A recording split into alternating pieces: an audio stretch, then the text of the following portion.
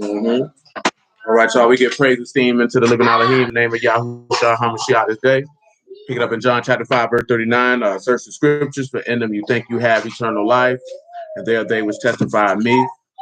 And you will not come to me that you might have life. I receive not honor from men, but I know you, that you have not the love of Elohim in you. I come in my Abba's name, and you receive me not. Another shall come in his own name, him you will receive. How can you believe which receive honor one from another, and not the honor that comes from Elohim only? Do not think that I will accuse you. The Abba, there is one that accused you, even Moses, in whom you trust. Had you believed Moses, you would have believed me, for he wrote of me. But if you believe not his writings, how shall you believe my words? Proverbs 22:4.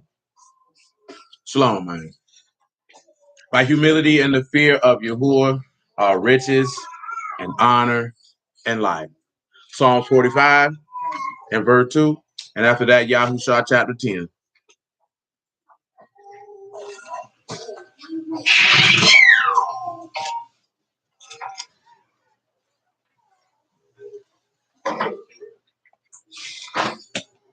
You are fairer than the children of men. Grace is poured into your lips. Therefore, Elohim hath blessed you forever. Gird up your sword upon your thigh, O most mighty.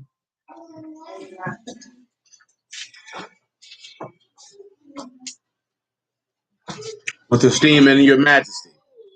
Your majesty ride prosperously because of truth, meekness, righteousness, and your right hand shall teach you terrible things.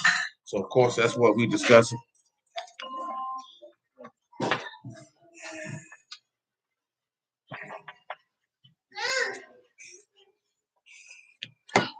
It's him teaching us the fear of Elohim.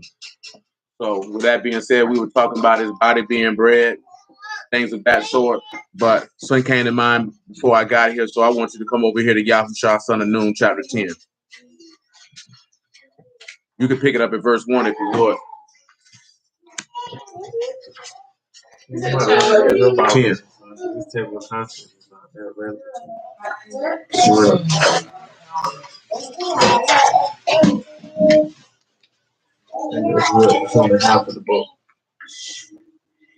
Yahushua, son of Nun, chapter 10, verse 1. And it came to pass, king of Jerusalem, son unto Hoham, king of Hebron, unto Piram, king of Jarmuth, unto Yaphia, king of Lachish, and unto Deber, king of Eglon, saying, come up unto me and help me that we might smite Gibeon, for it has made peace with Yahushua and with the sons of Yasharal. Therefore the 5 kings of the Amorites, the king of Jerusalem, the king of Hebron, the king of Jarmuth, the king of Lachish, the king of Eglon, gathered themselves together and went up, they and all their hosts, in the camp to get Gibeon, and made war against it.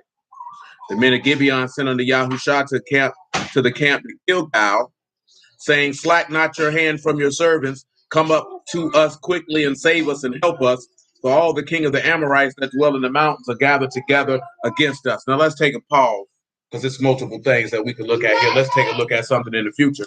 Come over here to Revelation chapter 17.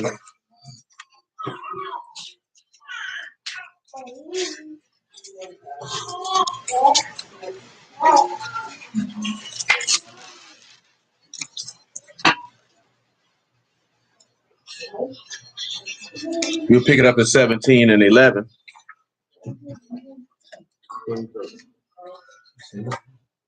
Revelation 17 and 11. And the beast that was and is not, even he is the 8th, and he is of the 7th that go into perdition. And the 10 horns which you saw are 10 kings, which have received no kingdom as yet, but received power as kings for 1 hour with the beast. These have one mind, and shall give their power and strength unto the beast. And these shall make war with the Lamb, and the Lamb shall overcome them. For he is the Lord of lords, King of kings, and they that are with him are called, chosen, and faithful. He saith unto me, the waters which you saw where the horse sit are peoples, and the multitudes, and nations, and tongues. And the 10 horns which you saw upon the beast, these shall hate the whore, and they shall make her desolate and naked, and shall eat her flesh and burn her with fire. Elohim have put in their hearts to fulfill his will, to agree to give their kingdom unto the beast, until the words of Elohim shall be fulfilled. Now, the reason why this is important is you see kings gathering together to go to war with Yahushua, specifically at Gibeon. I want you to look at Gibeon real quick. Like, you can come back to Yahushua, son of Nun, for a moment. No, go sit down. Not right now, son. Not right now. That means Hill City. You got Gamal, you have Bat, you have Ain, you have U, and you have Noon. I want you to keep in mind, why is Hill City important in the grand scheme of things? And where did they take the master at to crucify him at? There's a place of the skull, but also took him to a hill, which is outside the city. If you don't know that, this city is about 5 miles outside of Jerusalem. Now you got Gamal, you got Bat, you have Ain, you have U, and you have Noon.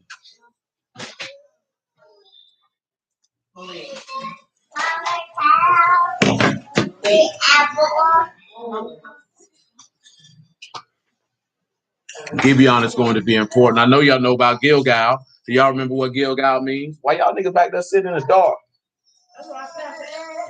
Trying to get back to the light,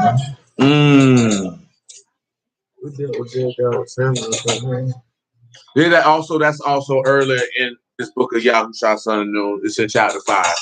That's the place where they circumcise the people again. If you recall, Gilgal, yes. They circumcise the people again. It means rolling.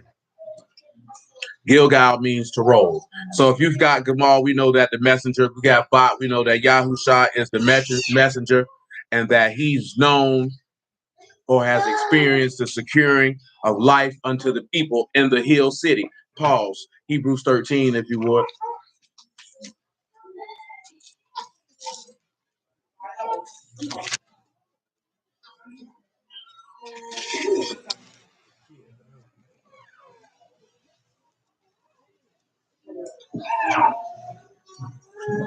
We can pick it up at 13 and 8.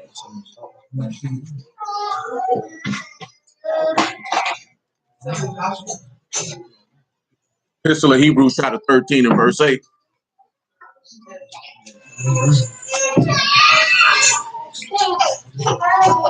Yahushua HaMashiach, the same yesterday, today, and forever. Be not carried about with diverse and strange doctrines, for it is good that the heart be established with grace and not with meats which have not profited them that have been occupied therein. We have an altar whereof they have no right to eat, which serve the tabernacle. For the bodies of those beasts whose blood is brought into the sanctuary by the high priest for sin are burned without the camp. Wherefore Yahushua, that he might sanctify the people with his own blood, suffered without the gate. Let us go forth therefore unto him without the camp, bearing his reproach. We have no continuing city, but we seek one to come. Now pay attention, right? He said that he sanctified the people with his own blood. Let's come over here to John chapter 7. What it is? Chapter 17. From John 17. Well, I just referenced it. John chapter 17. Son, I cannot assist you at this time. I can't do this and direct you.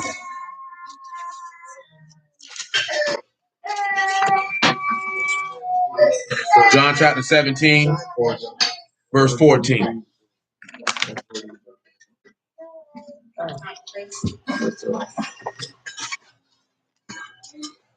John chapter 17, verse 14.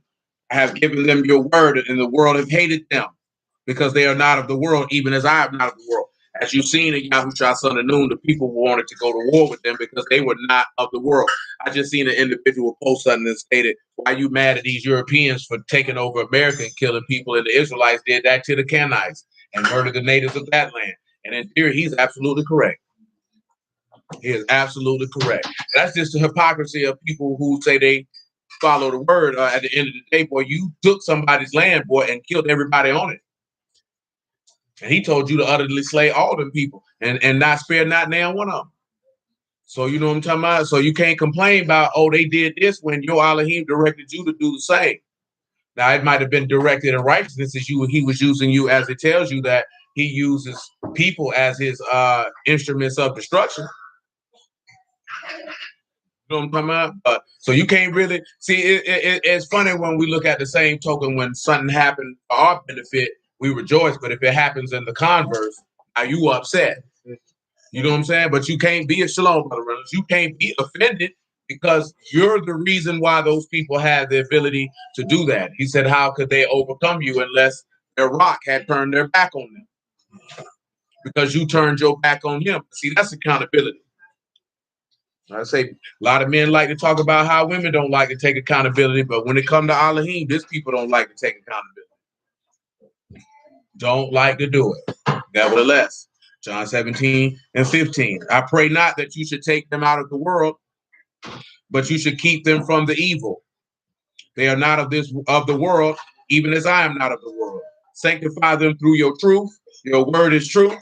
And as you have sent me into the world, even so have I also sent them into the world. And for their sakes I sanctify myself, that they also might be sanctified through the truth. Now, y'all know in Acts chapter 26, he said, that he might turn them to the power of Elohim, from the power of Hashatan, from darkness to light, that they might be sanctified through the inheritance of faith that is in him. Notice that when he's telling you to sanctify them through the truth, we're talking about the same thing. But we've been discussing that through truth, meekness, and righteousness. Your right hand will teach the fear of Elohim. So through the sanctification, what are you sanctified? You're sanctified by the faithfulness of the word, because that's what he said, what set him apart. Since I referenced it last night and we didn't go around that corner, come over here to Psalm 16.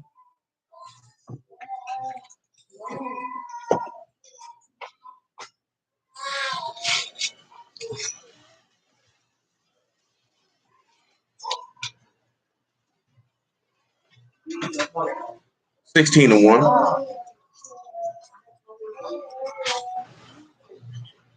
Preserve me, O Elohim, for in you do I put my trust. Now, when we look at preserve me, of course, that is shamar, that is to guard, to watch, to keep.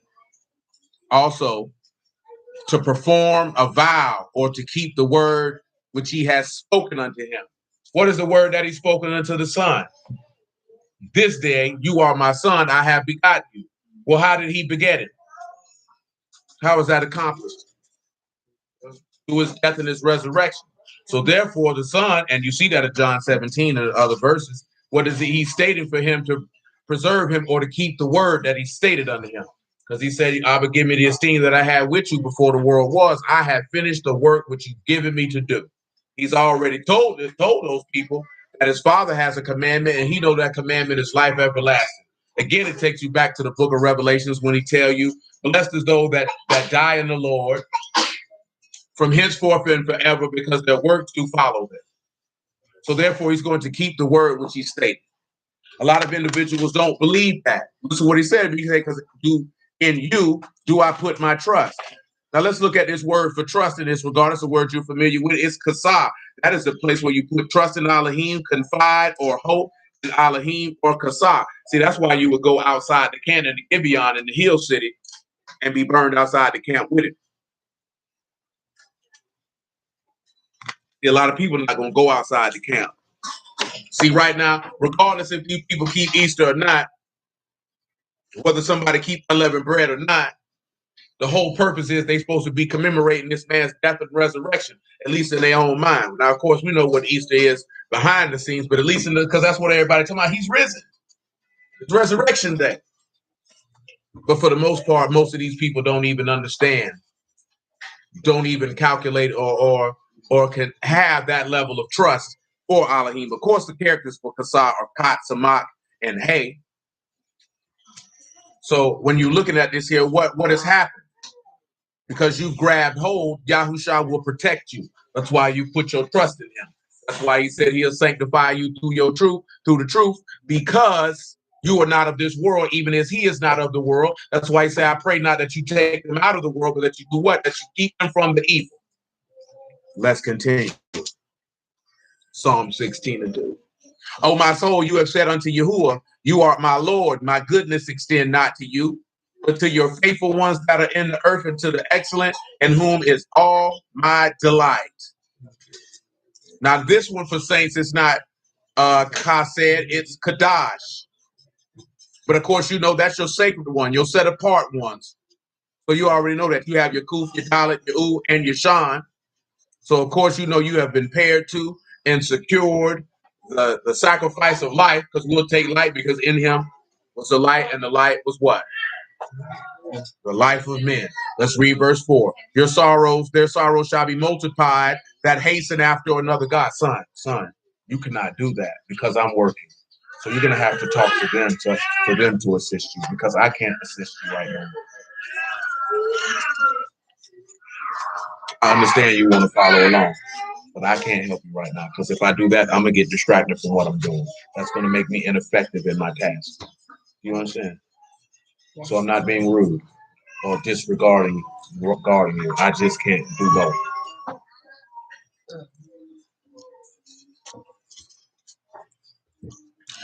Their sorrow shall be multiplied that hasten after another God. The drink offerings of blood will I not offer, nor take up their names into my lips. Let's look at take up names into the lips. Remember what this is. Nasah. What does that mean? Y'all should know Nasah. What does Nasah mean?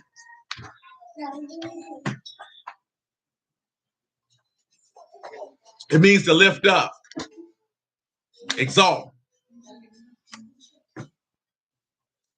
It means to lift up, bear up, carry, take, to be lifted up, to be exalted. So when he's telling you, number one, because I go back to the beast, but what you see going on now, even though they may be mentioning the name Jesus and referencing he who is in the text, they're actually lifting up the name of another God because they're lifting up Ashtaroth. They're doing it unknowingly, though. See, that's the part, like a brother had spoke us earlier this morning. Be quiet, baby.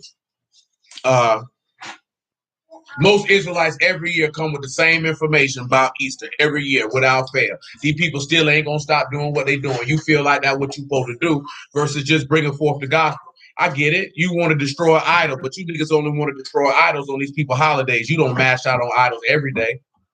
We mash out on idols every day. I don't wait till Easter to come. So when Easter come around, we're like, oh, we got to talk about Ashtaroth today. We got to show them between Passover and Easter today. For what? For what? It doesn't make a difference. But the point is that we will not exalt or make mention of another Elohim. See, some people just look at that and say, see, if you say it out there, out your mouth, you're committing sin. He said, no, I'm not going to exalt the name of another Elohim. Which goes back to what the law say. You will not bow down to another God. So we're not exalting Ashtaroth. We're not exalting Baal. We're not going to exalt Tammuz. We're not going to do any of that. Because y'all know all the other pagan festivals that came about before Easter came into play. When they were doing Lent, that's the 40 days for weeping for Tammuz. Y'all recall that? Y'all remember that? Y'all remember who Tammuz is? His name in the text. That's why they walk around with a cross on their neck, because that's for Tammuz. You know what I'm talking about? And they thinking, man, it's just like it's like if you sit back and look at it just on a common sense level, why would you walk around with a death instrument around your neck? Put a death instrument on your wall and the man's body on it and think that you would be honoring him. Would you be honored if somebody did that in your name? I don't think that you would. Let's continue. Verse 5 of Psalm 16. Yahuwah is the portion of my inheritance and of my cup. You maintain my lot. The lines are falling under me in pleasant places. Yea, I have a goodly inheritance. Lines in this regard is pain, sorrow, travail, or pain, or a rope or a cord. So when you look at it right this here, right, you can look at it as inheritance. You can look at it in the regards of suffering or affliction that fell upon this man in order for him to get a great inheritance. I just want y'all to keep that in mind in that regard. Verse 7. I will bless you who have given me counsel. My reins also instruct me in the night seasons. I have set you who are always before me, because he is at my right hand, I shall not be moved. Therefore my heart is glad and my esteem rejoice. My flesh also shall rest in hope. For you will not leave my soul in hell, neither will you suffer your Kadash one to see corruption.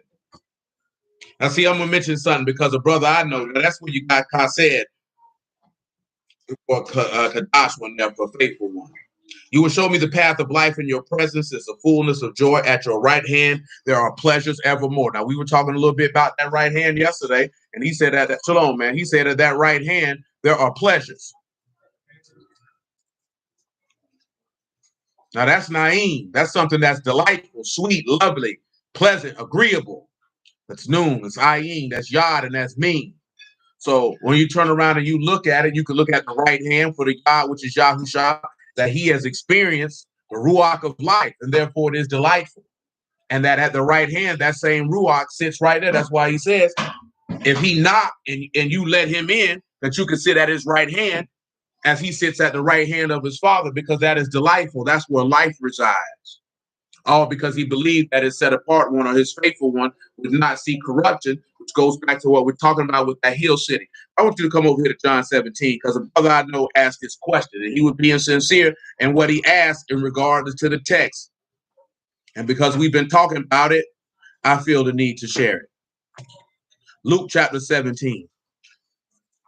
You can pick it up at verse 20.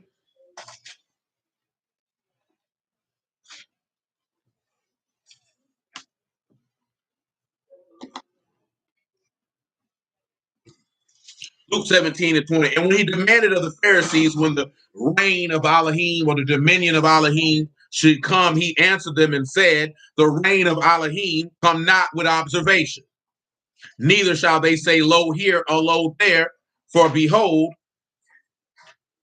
the kingdom of Elohim is within you. Now, this particular passage causes individuals to say so many different things in that regard. But what do y'all believe that this passage is telling us about? First thing first, we'll look at the Greek words and see what is actually being conveyed. Well, of course, when you look at demanded, that's address one, to request, accost one for an inquiry or to interrogate. That's self-explanatory. Of course, you know kingdom is again kingship, dominion, the royal power of Mashiach, the reign of Elohim. But he told him it doesn't come with observation. What that is ocular evidence. The Greek word here is keratoresis. That means it's not something that you're going to see with the naked eye. Now, of course, that should be self-explanatory again. What you got in Ezekiel 18? What you referring to?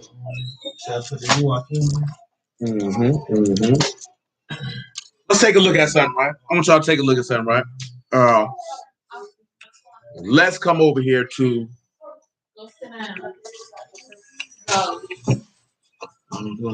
Hebrews chapter 11.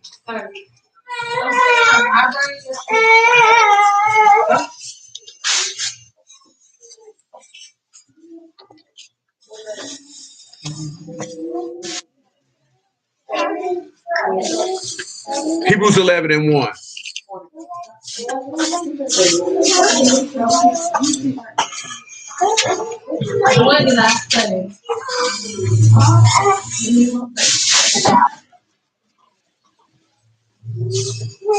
Now faith is the substance of things hoped for, the evidence of things not seen.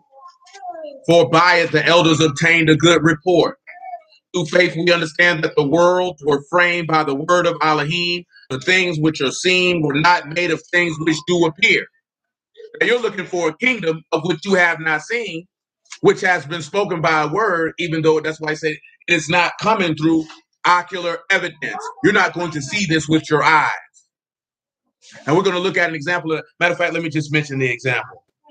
Do you have an evidence where the kingdom of Elohim was not by observation? What you got for me, Stanley?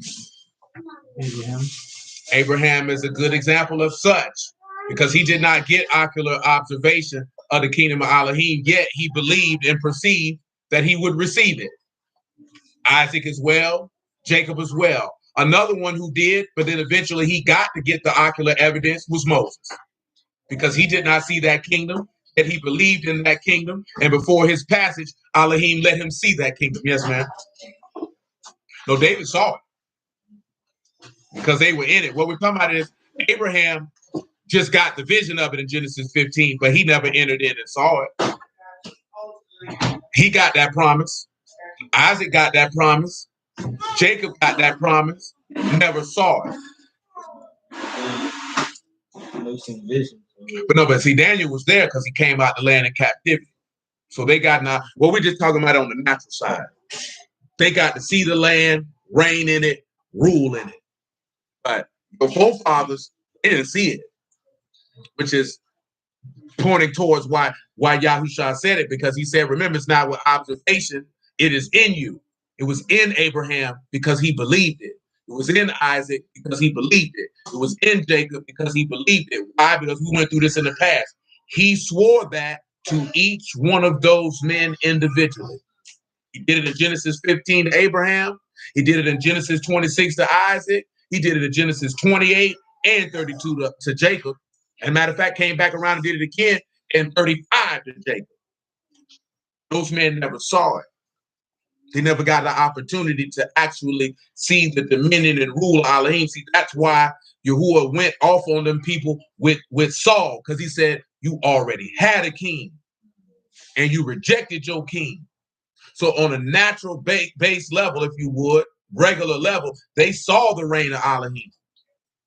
But see, they didn't realize that reign was in them, which this part we've dealt with, but we're just going further. And with that Luke 17, because of course that's dealing with faith. See, that's what individuals miss. That's what I was telling the brother. Like, you see that kingdom of Elohim, that's the reign of Elohim. That's the dominion of Elohim. Those who submit to it, that's what he means when he say it's within you. Because as he's already known, we're gonna get it. Don't worry. Let me keep on rolling.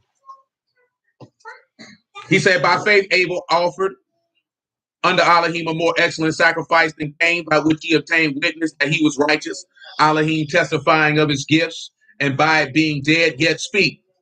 By faith Enoch translated that he should not see death, and was not found, because Elohim translated him.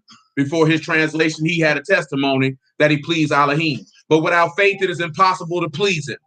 For he that come to Elohim must believe that he is, and that he is a rewarder of them that diligently seek him. I dropped down to verse 8 because verse 8 is about to elucidate on what I was mentioning. By faith, Abraham, when he was called to go out into a place which he should receive after for an inheritance, obeyed, and he went out, not knowing whether he went. By faith, he sojourned in the land of promise as in a stranger, dwelling in tabernacles with Isaac and Jacob, the heirs with him of the same promise, for he looked for a city which had foundations, whose builder and maker is Elohim. Though through faith also Sarah herself received strength to conceive seed, and was delivered of a child when she was past age, because she judged him faithful who had promised. Therefore sprang there even one, and him as good as dead. Now what does that mean? Because remember, he was going to sacrifice Isaac. He said one. Remember what the law say. And Isaac shall your seed be called. It ain't but one seed. See, that also go back to when people say, oh, Hagar ain't no wife, Ishmael ain't counted. They are bastard children as far as he's concerned. Those are carnal people. So he does not acknowledge them. See, that's a harsh reality that people want to look at, because you want to look at Elohim as a man. That man had already told, regardless of what they had going on, of what Sarah mindset is, of the custom of the time. He said, boy, I had already told you, boy, in Isaac, your seed going to be called. I don't care nothing about Hagar or that baby she got. Now, because I'm a compassionate Elohim, I had to offer the little son while she was around there in the wilderness crying, but I'm the one told her to put him out. When Sarah came and told you put her out, I told you, listen to your wife and get that whole from up out of here. She will not inherit. See, that's harsh right there for some people. They don't want to hear that. Especially this time of year where people are all in their feelings. Like, I was incarcerated when they came out with Passion of the Christ, but I was reading newspapers and magazines and things of that such. People coming out the movies crying and all that type of stuff. Nigga, you should have been crying about that before you seen the movie if it was that real for you. You needed to see a white man play this man to get beat for you to shed a tear, and then you're going to turn around and be evil and wicked as soon as you leave here? So what good was the tears shedding? Them crocodile tears. Nobody believed none of that. You should have been weeping in your inward parts. But that's another conversation for another day. Listen what he said. These all died in faith, not having received the promises, but having seen them afar off, and were persuaded of them, and embraced them, and confessed that they were strangers and pilgrims on the earth. So they that say such things declare plainly that they seek a country. And truly, if they had been mindful of the country from whence they came out, they might have had an opportunity to have returned. But now they desire a better country, that is, a heavenly. Elohim is not ashamed to be called their Elohim, for he hath prepared for them a city. Now, y'all know the book of Isaiah say he'll make Jerusalem as the Garden of Eden. So this is what he means. The reign of Elohim is within you, because it was within those people he just mentioned. They didn't sit back and see it with observation. They didn't see nothing. They believed it on the strength of the word. That's why I asked all that last night, and I asked that periodically over time. Because see, that's the only way you're gonna be saved dealing with Yahuwah. You're gonna have to believe him on the strength of his word. If you can't move on the word, how you gonna serve Elohim? Because Abraham moved on the word.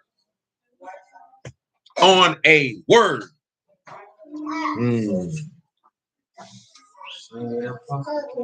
Oh, that's why I mentioned that last night. On a word. Follow me. I'm out. You understand? Let's come over here to Deuteronomy 30 on general principle, and then we'll move on. See, that's what he was trying to tell them. Because remember what they were doing. They were demanding that the reign of Elohim would present itself. Because remember, when Yahushua come back, what is he coming to do? To establish the reign of Elohim on the earth. Because he told them, Paul, Ezekiel 37 on general principle.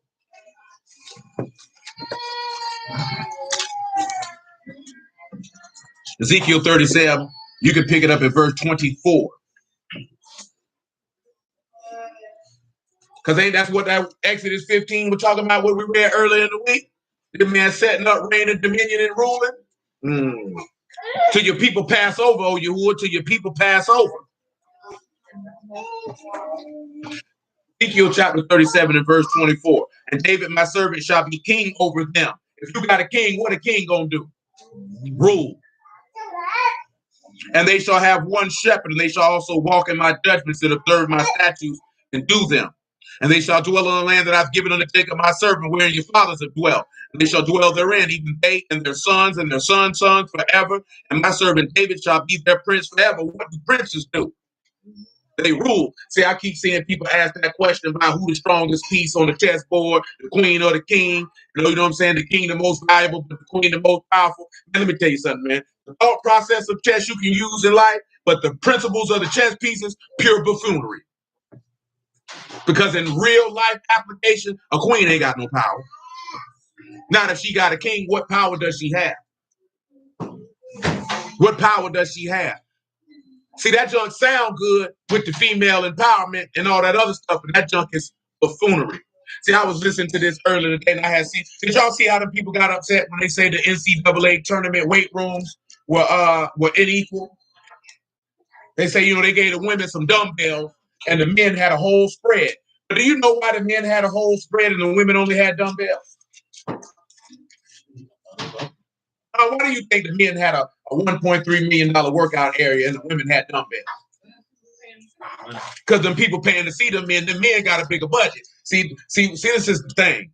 The women want to claim inequality while you're being subsidized by men. Because see, nobody wants to watch you bulldagging hoes. You know what I'm saying? You seeing women out there flexing, doing all that. Who wants to look at that? Nobody wants to look at that. Because what they were claiming was nobody promotes us. Let me ask you a question. If you got a business, do you think somebody should promote you when you start, or do you think they should come and do it when you're successful? Now, don't think in your feelings now. You got to think according to business. Not that my friends and family don't support me. See, you're not a business person. You a novice. If you worry about your friends and family support, you need to get out of business.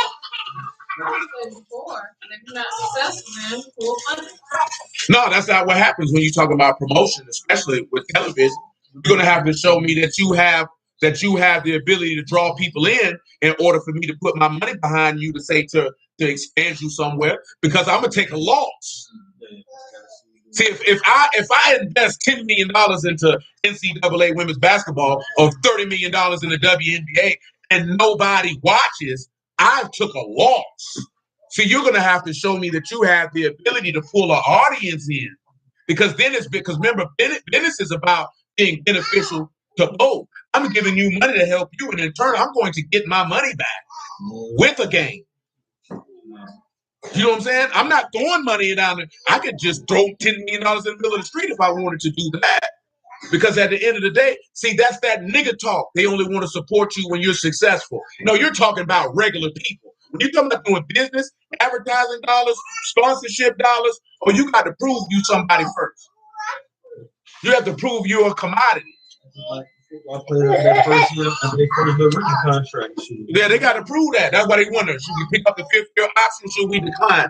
You not realize the only reason why Adidas and Nike fought for Jordan because he proved he was a commodity in high school, in college, and they actually had a clause in the contract that said if he didn't sell X amount of shoes, that they could terminate the contract. And he ended up selling $70 million worth of shoes in a short period of time because we're not investing something in somebody to take a loss. See, most women, you can see that stuff when all those women come on Kevin Samuel's show and he asks them, how much do you think it takes for a woman to stay at home to take care of three and a man to take care of 3-4 kids and you don't have the understanding of the concept of business and expenditures and what it would take to actually do that. See, y'all don't consider that because all you thinking about is spending. You would have no idea what it would take to actually fund that and be comfortable. It takes a lot of money. You know what I'm saying? Once you go to spending and getting into 3, 4, 5, 6 children, for that woman to stay at home, that man has to start moving in the top 5 and 1% for niggas that have the lifestyle that they want. See, we're not talking about you can do things here and there. You're talking about you can do it and it ain't. See, this is what most people will tell you financially wise. If you can't go 6 months without working and don't have any financial distress, you're not in a comfortable place. That means 6 months, no income, and everything can still go on as usual. You're not in a comfortable place. Most people, if something happens to the main provider in the household, things are going downhill. And truth be told, this is the reality for probably about 95% of the families in America. We like to play these games and talk like everybody doing well. Everybody is not. That's why if you serve Elohim, you ought to be thankful for the things that he said he will provide, which is your daily bread, clothes on your back, and a roof over your head. That's why he told you, don't you give no thought for tomorrow, because tomorrow is the evil for sufficient thereof. Just be thankful you got what you need today to start worrying about next week and the month after that and the month after that. Now, of course, on a natural level, you have to conduct yourself in that fashion. But those who have faith understand, if I serve Elohim, I know I ain't going to be homeless, naked, or hungry. Because we already know what that book say. You know what it say? He said, I will not have never seen the seed of the righteous forsaken, begging for bread. See, you have to believe that. That's why Yahushua can turn around and say that, oh, you a little faith. Don't he feed the birds, nigga? Don't he clothe the lilies? And you come around here worried about that? What you worried about that for? What type of father do you take me for? See, that's what it comes down to. You have to look at it in that aspect. That's why I say the reign of Elohim is not with ocular observation. It's within you. If the word is within you, then you already know he has reign and dominion in your heart. They don't like that. 37:25. And they shall dwell in the land that I've given unto Jacob, my servant, when your fathers shall dwell. I already read that. Verse 26. Moreover, I will make a covenant of shalom with them. It shall be an everlasting covenant with them. And I will set my sanctuary in the midst of them forevermore. My tabernacle also shall be with them. Yea, I will be their Elohim, and they shall be my people. And the heathen shall know that I, Yahuwah, do sanctify Yasharal, when my sanctuary shall be in the midst of them forevermore. I mean, he gonna reign right there in the midst, just like he said he would. All right, praise the Lamb. Let the Lord be praised. Deuteronomy 30, and we'll move on. Little Joe, calm down, my G. Your life ain't hard. You do somebody come remove. You're hungry, somebody bring you a plate. You need a hug, somebody hug. Your life good, son. Your life is good. Deuteronomy chapter 30, man. Verse 15. Verse 11.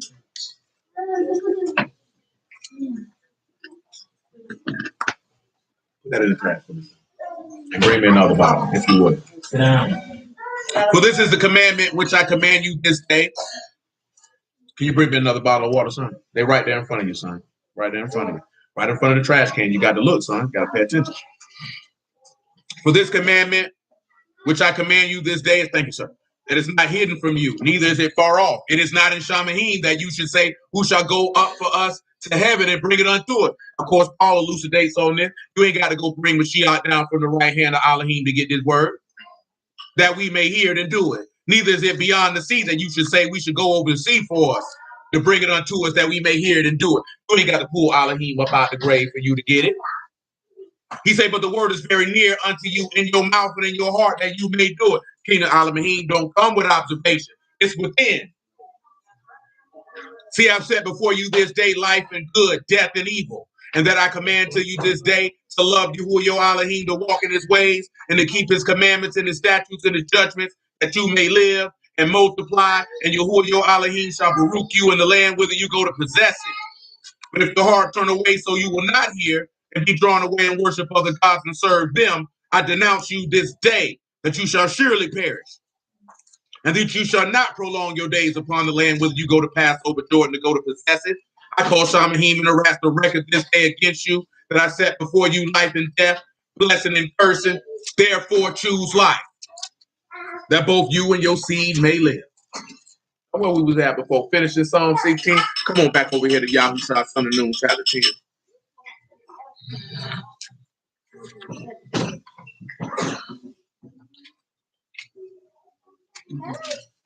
What verse we in? Verse 5.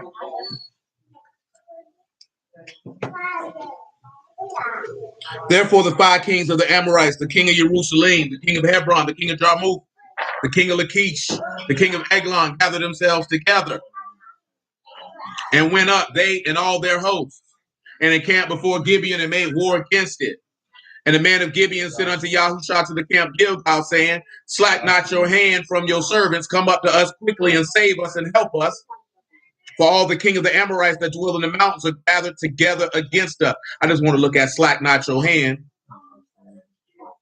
When you look at slack, that's Rafa. That is to not relax, to abate or withdraw. Withdraw not your hand and come up quickly to save us. Remember what Yahushua said, there'll become a time of trouble since wasn't never been.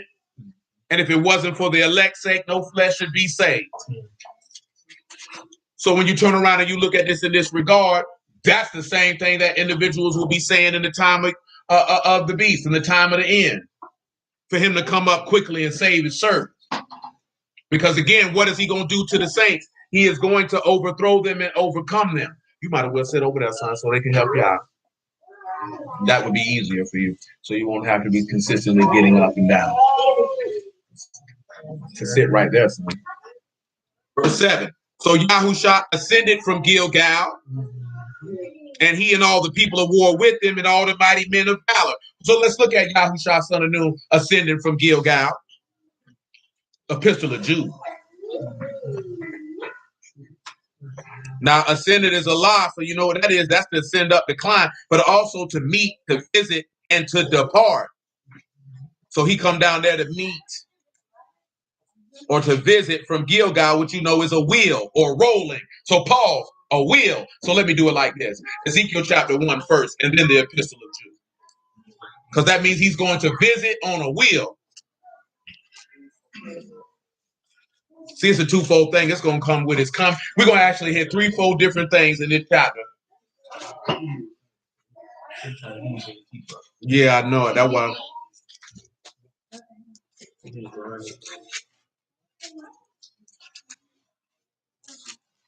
Where I wanted at. Where I wanted at. Where I wanted at.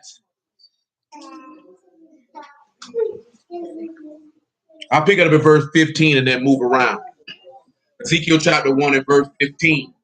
Now I beheld the living creature, behold, one wheel upon the earth by the living creatures with his 4 faces. The appearance of the wheels and their work was like unto the color of beryl. And the 4 had one likeness, and their appearance and their work as it were a wheel in the middle of a wheel. Hold on. Let me do this.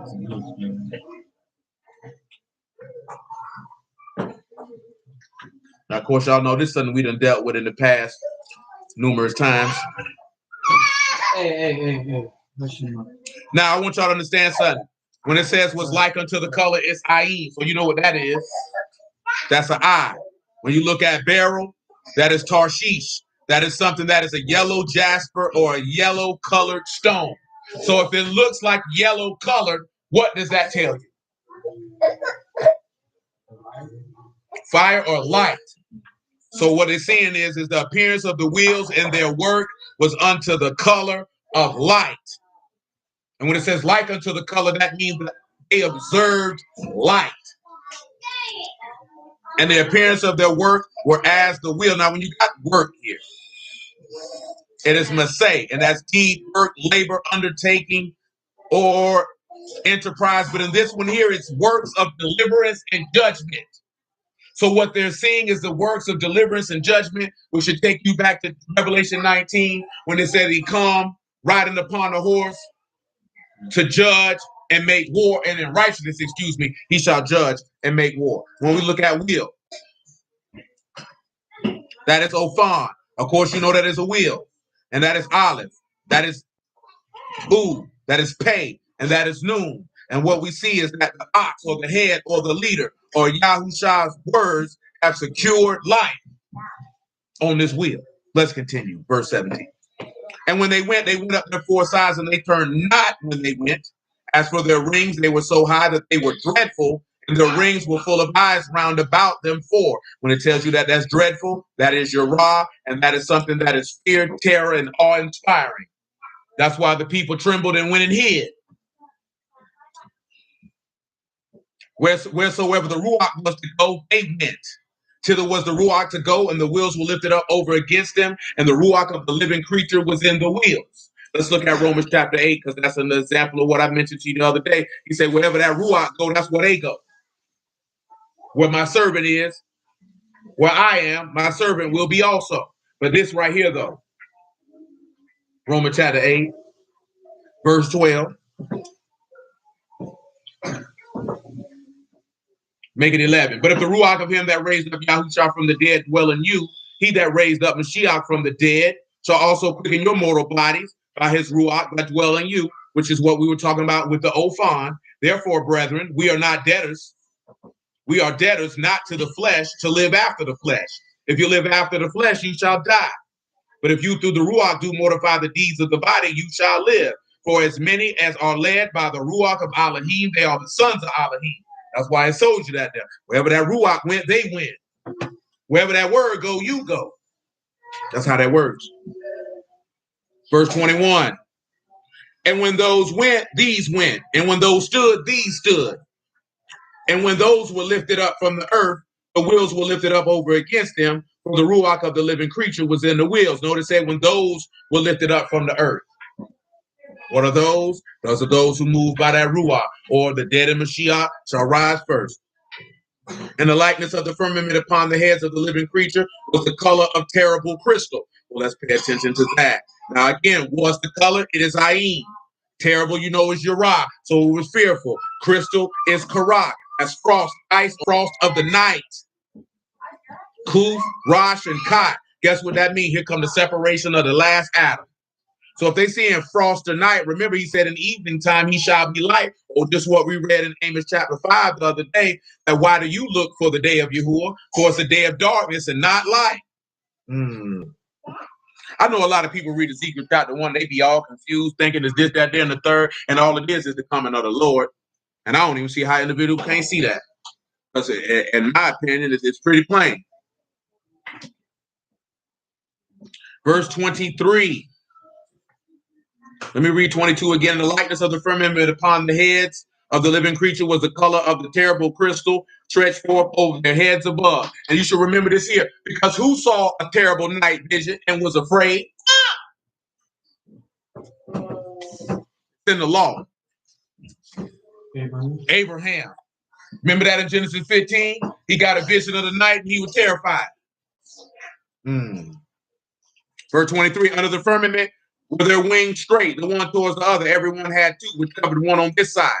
Everyone had two, which covered one on that side, their bodies. And when they went, I heard the noise of their wings like the noise of great waters, as the voice of the Almighty, the voice of the speech as the noise of a host. When they stood, they let down their wings. So when you see the voice of the Almighty, the Mashiach come forth with a shout, and the dead of Mashiach shall rise first. Isn't that what the book tell you? And when they went, I heard the noise of their wings. I read it already. Verse 25. And there was a voice from the firmament that was over their heads when they stood, and they let down their wings. If there was a voice from the firmament, I mean, that's a voice from heaven. Whose voice is it? Of course, that's Yahushua's voice. And above that firmament that was over their heads was the likeness of a throne, the appearance of sapphire stone. And upon the likeness of the throne was the likeness of the appearance of a man that was above upon it. And there goes the Lord. Let's look at the color of amber. Again, that's Ayin. Amber is kashmal, a shining substance. Amber or electron or bronze, they saw fire. And of course, it says it's the appearance of fire round about. I think it skipped down on the verse there. Let's look at the appearance of sapphire stone. Now, appearance here is moray. That's the sight, appearance of vision.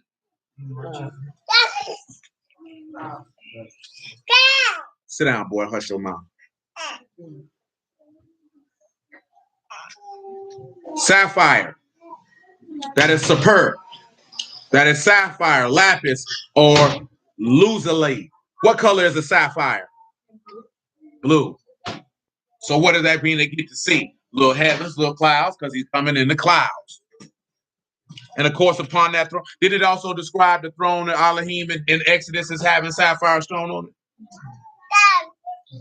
Be quiet, boy. Verse 27, and I saw the color of amber as the appearance of round fire round about with the loins, and the appearance of his loins upwards, and the appearance of his loins downward. And I saw that it was the appearance of fire, and it had brightness round about. And as the appearance of the boat that is in the cloud in the day of rain, so was the appearance of the brightness round about. So you know Yahushua coming as that boat, because he told you he wouldn't cause it to rain, but he bringing fire this time, though. This was the appearance of the likeness of the esteem of Yahuwah. When I saw it, I fell upon my face and heard a voice of one that spake. Who is the esteem of Yahuwah but the Son? He said, I will esteem me with the esteem that I had with you before the world was. So let's go to the Epistle of Jude, chapter 1, verse 13.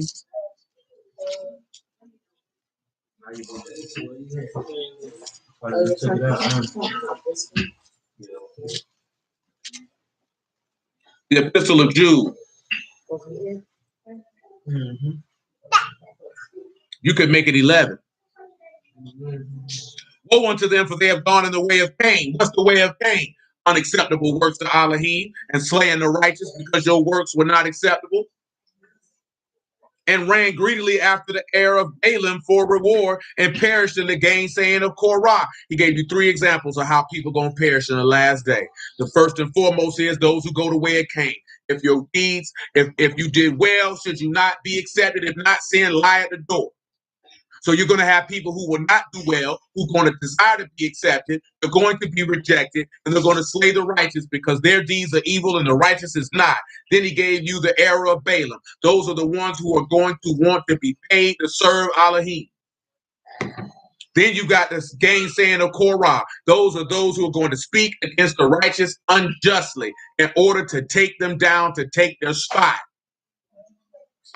And of course, if we pause, and God willing, we'll probably do it tomorrow.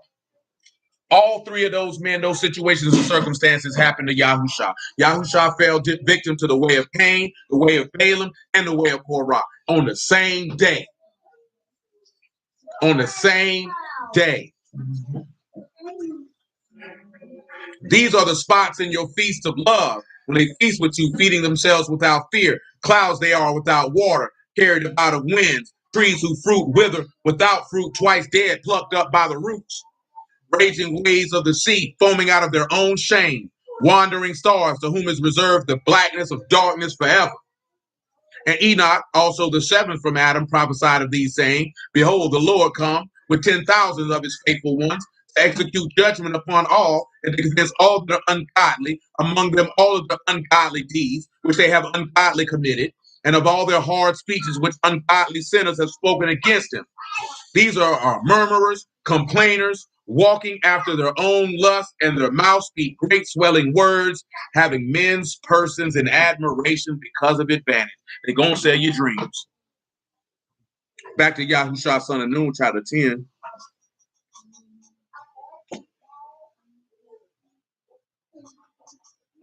Where are we at? Where are we at?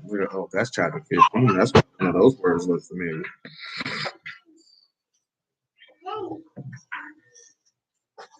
We're in verse 8. Yahushua son of Nun, chapter 10. And Yahuwah said unto Yahushua, not, for I have delivered them into your hand. There shall not a man of them stand before you. Yahushua therefore came unto them suddenly and went up from Gilgal all night. So look at us here, right? Mark chapter 13, because he said he coming on them suddenly. And then he coming at night, all night. Coming in the wheel, came up from them suddenly and went up from the wheel all night. So we're going to read what I did mention, Mark 13, from Mark 13 to Zechariah 14. Well, if you don't sit your happy behind down somewhere, boy.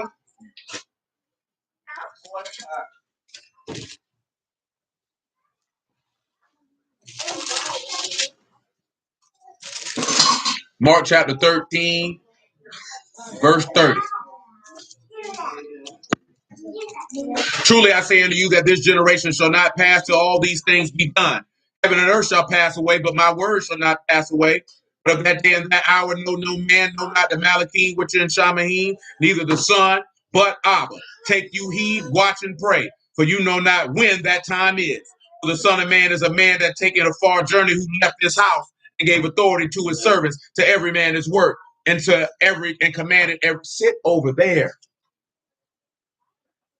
Stop with all that moving. If you want somebody to help you, he can help you. I can't help you. And peering over my shoulder is not going to assist you, because I cannot stop and do that. You're interrupting me. You're distracting me. I've asked you to stop doing that. Stop doing it. You understand? Thank you, sir. So we talked about this before. He gave authority to his servants, who are his servants, the apostles, the prophets, the pastors, the teachers, the porters are those who watch the house, or the Levites. So again, those are servants who teach the word. And he commanded them to watch, or drop that word on this earth till he get here. When you watch you, therefore, for you know not when the master of the house come at even, or at midnight, or at the cock crowing, or in the morning, that's coming suddenly, he finds you sleeping. And it didn't say, he said, Yahushua came suddenly. And what I say unto you, I say unto all, watch. Let's get this word for suddenly. That word suddenly is pithon, and it means surprisingly, or suddenness. It is pay, it is cow, it is olive, it is mean. So now when you turn around with this here, you take that olive, it's the words of Elohim's covenant by his Ruach, that he has made a promise, and that promise is going to happen, and that promise is going to catch those who are ungodly, unawares. That's why he told his people, you should, what did Paul tell you? He said, you children of the day, ain't nowhere in the world you should get caught off guard. He said, only the children of the night get caught off guard, but they ain't paying attention. Or what you were telling Sade the other day, don't be no foolish virgin. Not got no oil in your lamp, talking about let me get some of yours. You better go to them that sell. Better go to them that sell, because you're going to get caught out of pocket. You sure better copy it. I sell dope every week. Better buy it. It's free too. That's the crazy part. The dope free. To acquire it and possess it, all you got to do is grab hold to it and lay it up in your heart. The dope free. You ain't even got to pay for it. Now, of course, he said he went up from Gilgal all night. Yahushua son of Nun, chapter 10, verse 10. Yahuwah discomfited them before Yasharal and slew them with a great slaughter at Gibeon. Gibeon is the hill city. What is that? The valley of Jehoshaphat. And chased them along the way and go up to Beth Horon, and smote them as Zekah under Makkedah. And it came to pass as they fled before Yasharal and were going down to Beth Horon, that Yahuwah cast down great stones from Shamahim upon them. Hey, I lost my verse. Upon them under Ezekah, and they died. And they were much more died with hailstones than them whom the sons of Yasharal slew with the sword, fire and a little brimstone. I give you hailstones, though. Hailstones is Barad Aven. Barad is hail, or figurative of Elohim's judgment.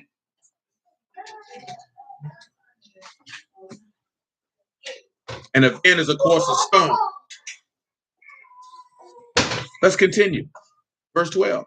Yahushua Then spake Yahushua to Yahuwah in the day when Yahuwah delivered up the Amorites before the sons of Yasharal. And he said in the sight of Yasharal, Sun, stand you still upon Gibeon, and you moon in the valley of Ajon. And that's why we're here this afternoon.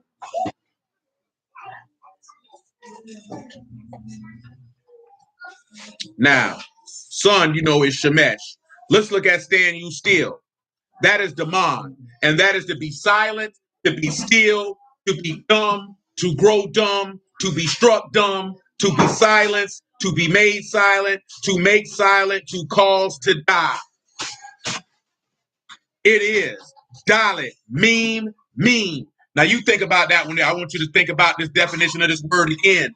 Because if you thought stand still, you would think it means to be still, right? This word Daman means to be silent. I'm sorry, that's not mean. That's double mean. I'm different. To be silent, to be still, to be dumb, to grow dumb, to be still, to die, to be silenced, to be destroyed, to make quiet, to make silent, to cause to die. So he said he would make the sun be silent and die. Think about that. Two memes and a dollar.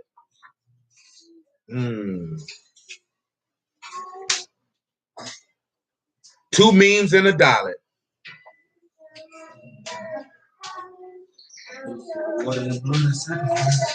You say the water and the blood is sacrifice? Anyone else? Because I'm getting close to my time. What you just say?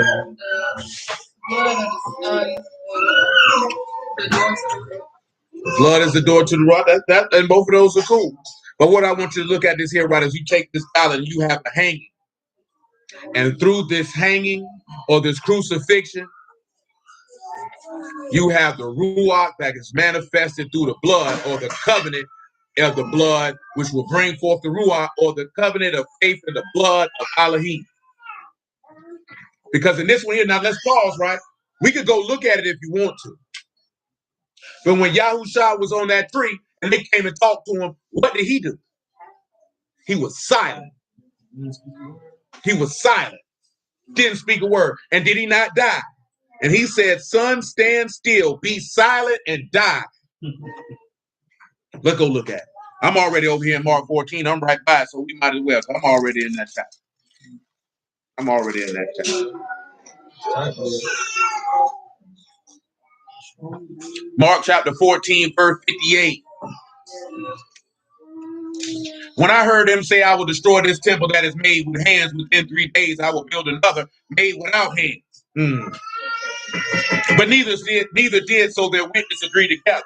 And the high priest stood in the midst and asked Yahushua, saying, answer you nothing?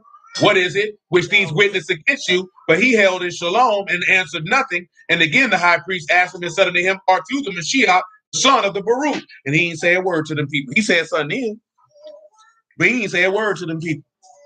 Let's come over here to chapter 15. Let's pick it up at verse 1. And straightway in the morning, the chief priest held a consultation with the elders and scribes, and the whole council bound Yahushua and carried him away and delivered him to Pilate.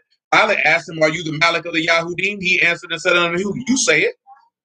The chief priest accused him of many things, but he answered nothing. Pilate asked him again, saying, answer you nothing? Behold, how many things they witness against you. But Yahushua answered nothing, so that Pilate was amazed. Now at the feast, we don't need all that. Let's drop down a little bit more. A little bit more. Let's look over here in verse 26.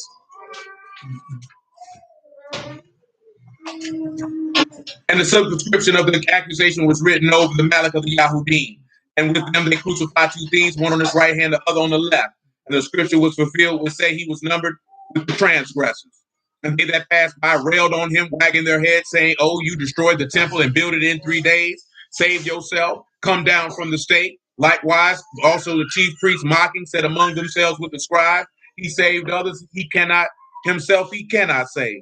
Let Mashiach, the Malach of Yasharal, descend now from the stake, that we may see and believe. And they that were crucified with him reviled him. And he stood still and was silent. And when the 6th hour was come, and the darkness over the whole land until the ninth hour. And at the ninth hour, Yahushua cried with a loud voice, saying, Eli, Eli, lama sabachthani, which is to be interpreted, my Elohim, why have you forsaken me? Some of them that stood by when they heard it said, behold, he called Elijah.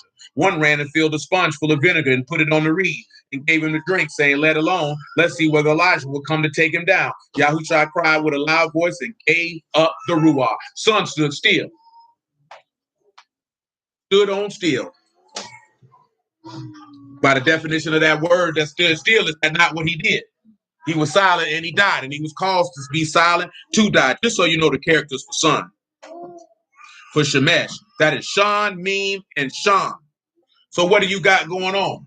You have an individual that Yahushua was paired to chaos and consumed.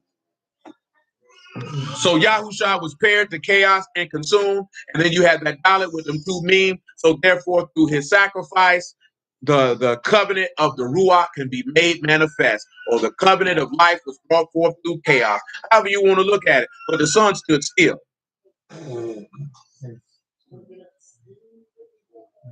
And it stood still in the place of Gibeon in the hill city. Of course, he also said, you moon, stand still. In the valley of Ajon or Ayalon, and that is the field of deer. Now, why is that important when you're talking about a deer?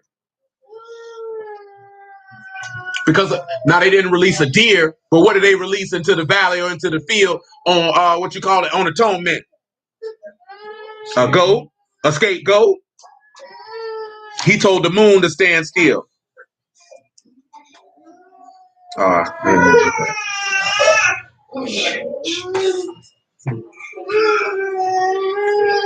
Remember, right now, he told the sun and the moon to stand still and be silent and die. And the sun is the what? The greater light, and the moon is the lesser light. Let's continue.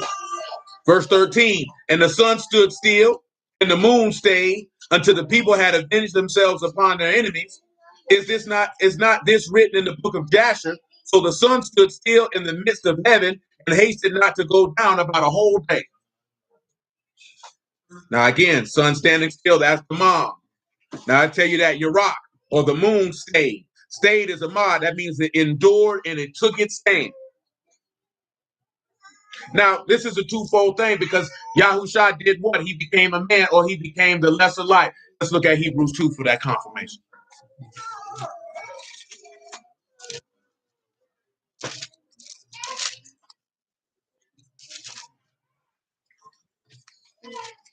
Hebrews 2 and 5. For unto the Malachim have he not put in subjection the world to come where we speak, but at one in certain place testifies, saying, what is man, that you are mindful of him, and the Son of Man, that you visit him?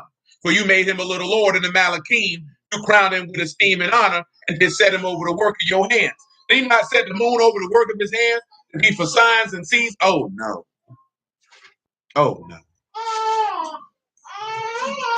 You have put all things in subjection under his feet, for they have put all in subjection under him. He have left nothing that is not put under him. But now did we see that not yet all things are put under him. But we see Yahushua, who was made a little Lord in the Malachim for the suffering of death, crowned with esteem and honor, that he by the grace of Elohim, or the mercy of Elohim, should taste death for every man. For it became him for whom are all things, and by whom are all things, and bringing many sons into esteem, to make the captain of their salvation perfect through suffering. See, he took his stand. That's why he told Peter what? He said, boy, I got to die, boy. How else the scripture going to be fulfilled? He had to take his stand. Because remember, he became a man, so he's the lesser light. He got to take his stand. See, he also the son, because he said what? I am the light of the world. See, he both of them in this instance. But do you see how this chapter transitions? Because first it's giving you instances of his coming, and then it switches, and now it's talking about his death and resurrection, just like that. And when I say it's resurrection, because that's how the chapter ends, of which y'all are already familiar because we've talked about it, but we'll still look at it anyway. So look at right, the sun stood still. So Shemesh the mom. So the sun was silent and died, and the moon took its stand. And the people avenged themselves upon their enemies And he says, this is not written in the book of Jasher, which is the word, the book of the upright. So we look at it's not written in the book of Jasher, the book of the upright. This is written in the Lamb's book of life. So the sun stood still in the midst of heaven and hasted not to go down about a whole day. So now when it says stood still, that's a mod. So the sun has taken his stand. And you know that he was on the cross for what? A whole day. Let's verify. Well, we just did when we read Mark 15, did we not? But let's read it in John 19 for a complete synopsis of the information.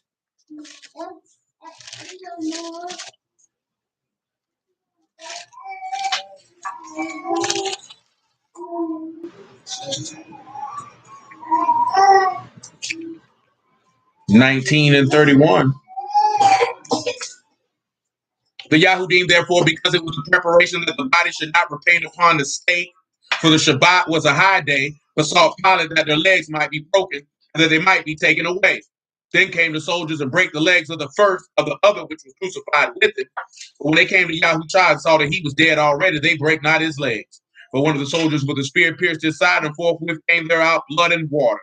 He that saw it bare record, and his record is true, and he know that he say true, that you might believe. For these things were done that the scripture should be fulfilled. A bone of him shall not be broken. And again, another scripture saying, they shall look on him whom they have pierced. So when you look at this here, when you take it in conjunction with him being, because if he was on the cross to the 6th hour, he was there until all day. Because remember, they say we got to take him down before the sun go down. Because what does the law say about keeping a dead body on the tree all day? The land will be defiled. Can't do it.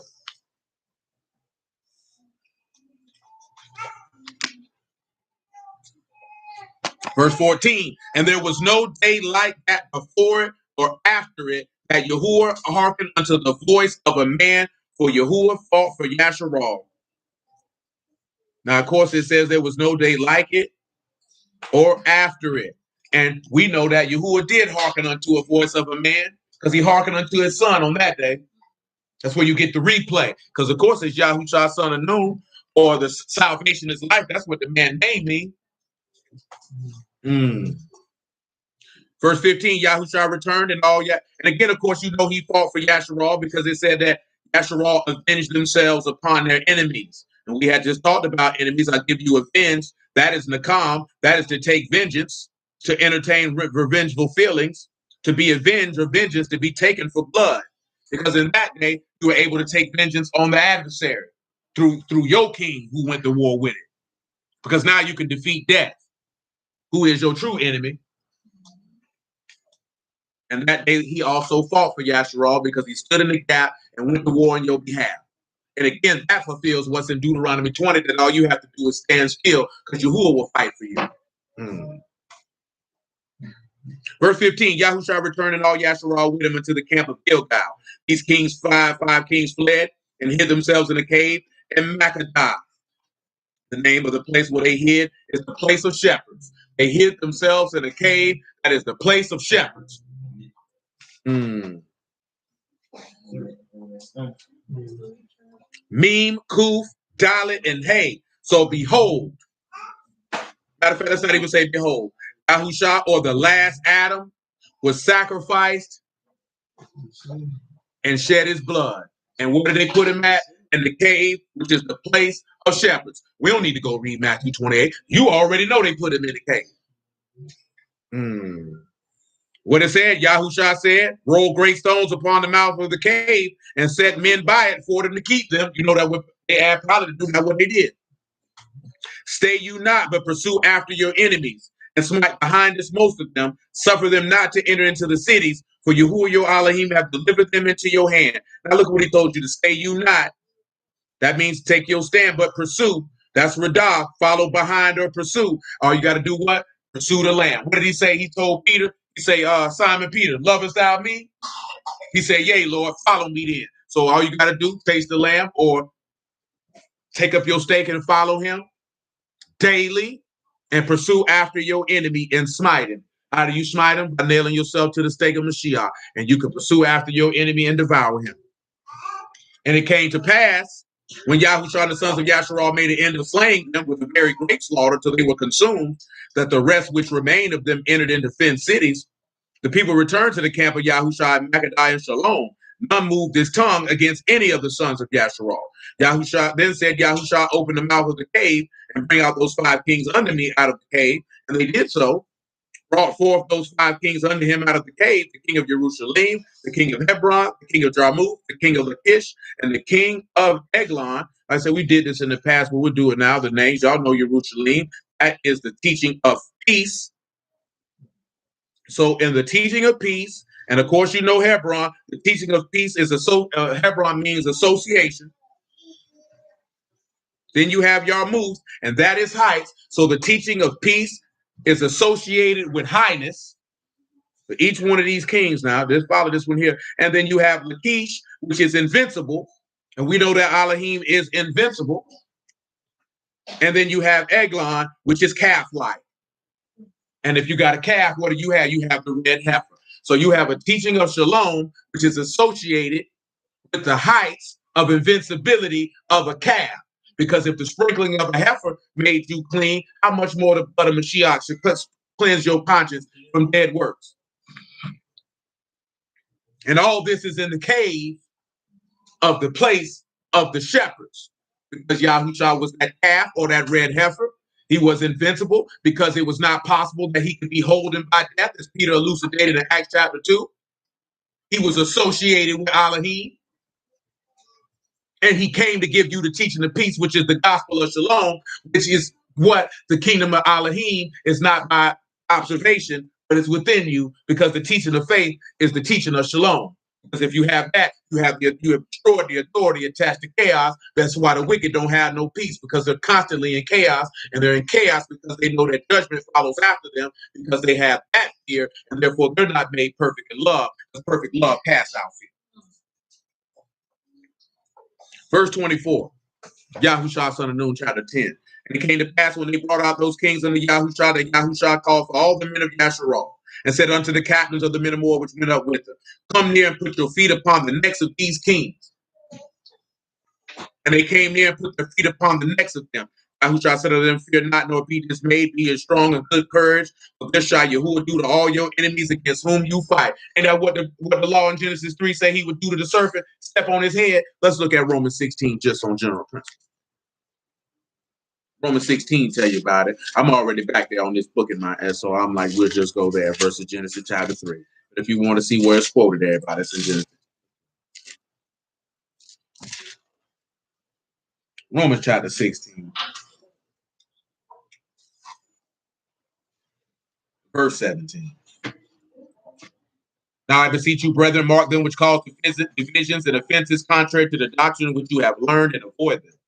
For they that are such serve not our Lord Yahushua HaMashiach, but their own belly, and by good words and fair speeches deceive the hearts of the simple. That's what those kings were looking to do in Yahushua son of Nun. Fair speeches to deceive the simple, and they served their belly. They didn't serve Elohim. Praise the Lamb. For your obedience is come abroad unto all men. You just seen that with Yahushua son of Nun and all them people with him. I am glad, therefore, on this behalf, yet I would have you wise unto that which is good and simple concerning evil. And the Elohim of Shalom shall bruise Hashatan under your feet shortly. The mercy of our Lord Yahushua HaMashiach be with you. Amen. That's why he said, like telling us, why he said, put your foot on their neck. Put your foot on their neck. Because that's the example of them, of us destroying that. Put your foot on the neck of your enemies. And what did he say? Until I make your enemies your what? Oh, man. Boy, it's all the same word. That's exactly what he got doing. Is he not telling them to make your enemies your footstool? And he told you to be of good courage. He said, be strong and of good courage.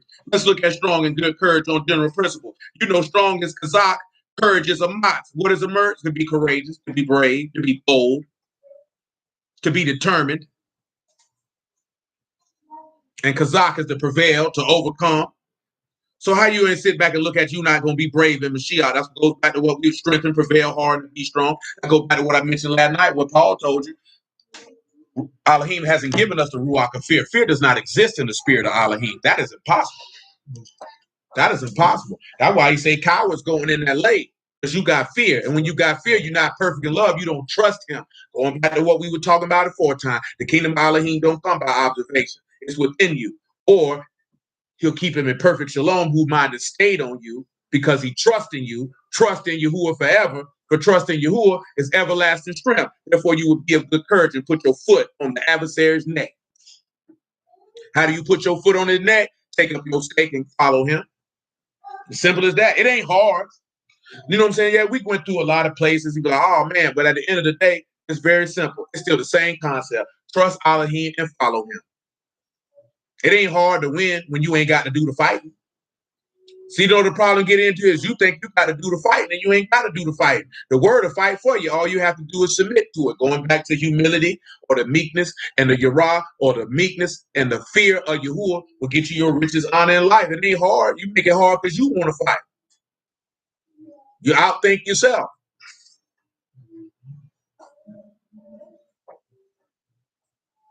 Verse 25 again. Or read 24 again. It came to pass when they brought up those kings unto Yahushua, that Yahushua called for all the men of Yasharal and said unto the captains of the men of war which went with him, come near, put your feet upon the necks of these kings. They came near and put their feet upon the necks of them. Yahushua said unto them, fear not, nor be dismayed, be of strong and good courage, but thus shall Yahuwah do to all your enemies against whom you fight. Satan has already been stepped on. That's why he told you resist the devil and he'll flee from you. Satan has no power. He's already been defeated. That's why it says he gets angry and come with great wrath, knowing he ain't got but a short time. That's why he's going to war with the saints. But you ain't got to. That's why he told you don't fear him who could kill the body. That nigga's already been whooped.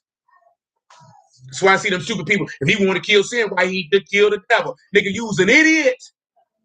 Killing the devil does nothing. He's already dead, dummy. Verse 26, and afterwards Yahushua smote them and slew them and hanged them on 5 trees, and they were hanging upon the trees until the evening. And as I said, we've already done this. You already know. That's why they were kings. And that's why they hang them on a tree. Because where did Yahushua get crucified at? In Jerusalem. And what was he doing? He was teaching peace. And he was associated with the heights or the power and might of Elohim. And he was the invincible calf because it was not possible that he could be holden by death. And that's why they had him and put him in the cave of Magadah on the place of the shepherds, because that's where the shepherds rest. Let's continue. And it came to pass at the time of the going down of the sun that Yahushua commanded that they took them down off the trees and they cast them into the cave where they had been hid, and they laid great stones in the cave's mouth, which remain unto this very day. That day Yahushua took Magadah and smote it with the edge of the sword. The king thereof, he utterly destroyed them and all the souls that were therein, and he let none remain. And he did to the king of Magadah as he did unto the king of Jericho. See, now it's going to switch. Because remember what Revelation 11 tell you, that they will build a temple for the Gentiles and they will reign 42 months, because now Yahushua got to come in the place of the shepherds and smite him who was reigning there, who ain't had no business reigning there. Do you follow what I'm talking about? Remember we said he'll declare himself to be Elohim and that he'll build a temple. Would he not be reigning in the place of the shepherds? Because what is Jerusalem? That's the place of the shepherds. The great shepherd, to be specific. Then Yahushua passed from Magadah and all Yasharal with him unto Libanah and fought against Libanah. And Libanah is pavement. Yahuwah delivered it also and the king thereof into the hand of Yasharal. He smote it with the edge of the sword, and all the souls that were with him, he let none remain in it. Did unto the king thereof as he did unto the king of Jericho. Yahushua passed from Libanah and all Yasharal unto him unto Lachish, and encamped against it and fought against it.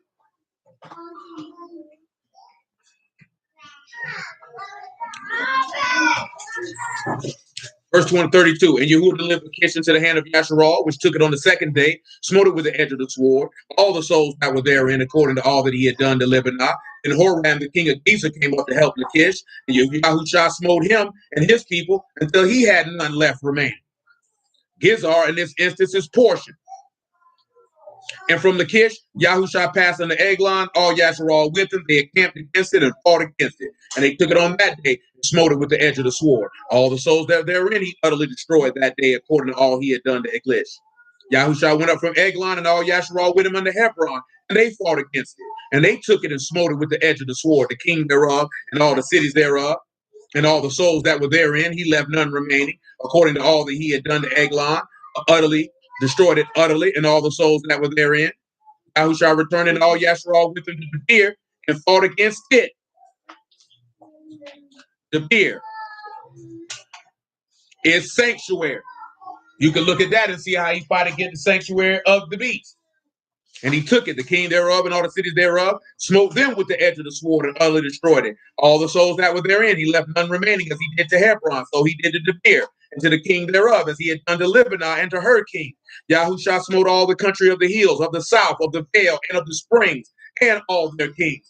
He left none remaining, but utterly destroyed all that breathed, as Yahuwah Elohim of Yasharal commanded him. And Yahushua smote them from Kadesh Barina even unto Gaza, unto the country of Goshen, even unto Gibeon. Kadesh Barnea is the holy place, a city that's an extreme part of it, in Yehuda. Also Gaza or Aza, the strong. No. Goshen, drawing near, and the Gibeon we've already discussed. All these kings and all their land did Yahushua take one at a time, because Yahuwah Elohim of Yasharal fought for Yasharal, and Yahushua returned and all Yasharal with him unto the camp of Gilgal. We will conclude in Revelation 19 and 15, just so you can see what he see going through. Kill all them people and reclaim that land and give it back to the people whom it was supposed to be given to. Revelation 19 and 11, if you would. And I saw Shamahim open, and behold a white horse, and he that sat upon him was called Faithful and True, and in righteousness he do judge and make war. His eyes was a flame of fire, on his head were many crowns, and a name written that no man knew but he himself. He was clothed with the vesture dipped in blood, and his name is called the Word of Elohim. The armies which were in Shamahim followed upon him with white horses, clothed in linen, white and clean, and out of his mouth go a sharp sword, that with it he should smite the nations, that he should rule them with a rod of iron, and he tread the winepress of the fierceness of the wrath of the Almighty Elohim. And on his vestry and on his thigh a name written, King of Kings and Lord of Lords. He did not come through. Yahushua son of Nun was all he was doing, was giving an inclination of what his namesake was going to come and do. So hallelujah for Yahushua the word. I bless y'all the house of Elohim in the name of Yahushua. What did you see in all those things? You saw signs and wonders. You seen him teach through terrible things. All three things were contained in that. The humility of the people to yield, or the meekness that was in that Psalms 45. The righteousness because they trusted in the word, and the truth because that faith was given, that they trusted in to manifest the righteousness, and everybody was taught to fear Elohim in the midst. And you also see that on the reverse side when Yahushua sacrificed. But again, I bless y'all the house of Elohim. I appreciate y'all time. You who are willing, we'll be back tomorrow at 7:30 again. Prayerfully with everything be smooth. And you who are willing, that's what it is. So y'all willing, we be back tomorrow and do it again.